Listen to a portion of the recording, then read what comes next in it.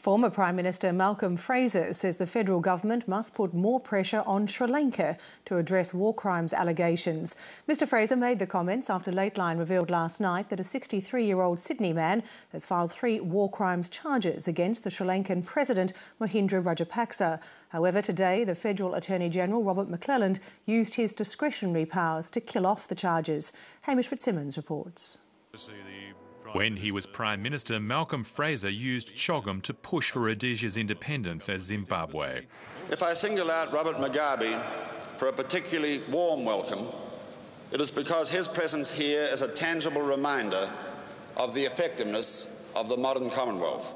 Some things don't work out as planned, but Mr Fraser still believes the Commonwealth Forum can and must be used for change. People forget that at the time that was hailed as a success, for 8 or 10 years, Mugabe governed reasonably, and it was only after that that there's been a steady and terrible decline with atrocities and brutality and thuggery taking over. So the Commonwealth has, in the past, done substantial things, and it can do it again. Last night, 63-year-old Sydney man Jagan Warren told Lateline he'd filed war crimes charges against Sri Lankan President Mohindra Rajapaksa as head of the armed forces during the civil war which ended in 2009.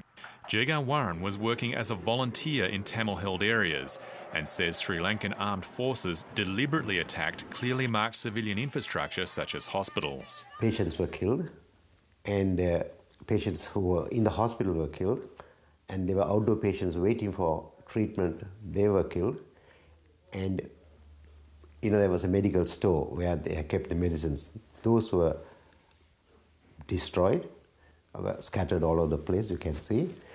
Ambulances was destroyed. So I have seen that personally.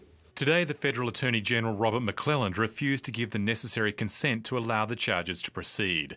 A spokesman said Mr Rajapaksa has diplomatic immunity and proceeding would be in breach of domestic law and Australia's obligations under international law. The Sri Lankan High Commissioner to Australia, Tisara Samarasinga, declined Lateline's request for an interview but told 7:30 last week when he was accused of war crimes, the allegations are completely without substance. I would categorically say it is not the learning of Sri Lankan military to fire at a hospital.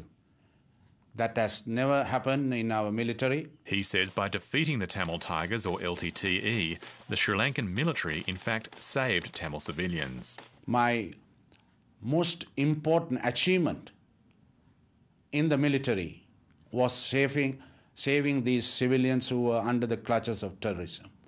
So there is no base logic to target civilians. I reject that. In April this year, a United Nations panel of experts appointed by Ban Ki-moon found credible reports that both government forces and Tamil rebels committed war crimes towards the end of the civil war. The government of Mohindra Rajapaksa dismissed the report, but the Canadian Prime Minister Stephen Harper says he'll boycott CHOGM in Sri Lanka in 2013 if the country doesn't address human rights issues. A position Malcolm Fraser believes Australia should emulate. I do believe there needs to be a fuller and better inquiry into actions of the government and of the Tamils, because the reports that have come out from not only the UN Human Rights Commission, but also from the International Crisis Group, suggests that there have been major atrocities by both sides in this conflict. The Australian government has also called on the Sri Lankan government to address the issues raised in the report. We have called consistently for Sri Lanka to address the reports of human rights violations, particularly the reports from the end stages of the conflict in Sri Lanka, and we will continue to do that. We will continue to call on Sri Lanka to address those claims of human rights violations. Malcolm Fraser says stronger action needs to be taken, but doesn't think suspending Sri Lanka from the Commonwealth is the answer. Under current circumstances, holding the Commonwealth Heads of Government meeting in Sri Lanka in 2 years' time is quite inappropriate.